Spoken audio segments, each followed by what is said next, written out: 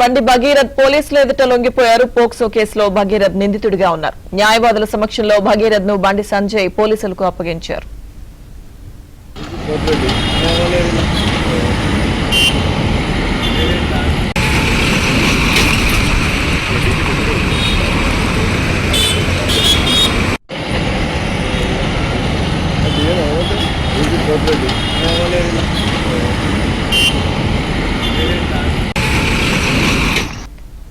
భగీరథ్ లొంగుబాటుపై బండి సంజయ్ కీలక వ్యాఖ్యలు చేశారు. చట్టంపైనున్న గౌరవంతో విచారణ కోసం అప్పగించానని బండి సంజయ్ తెలిపారు.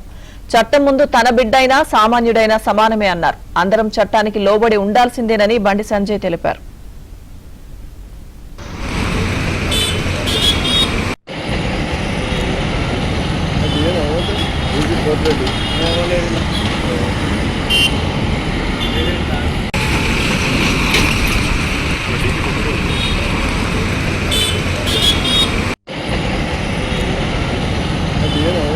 Easy,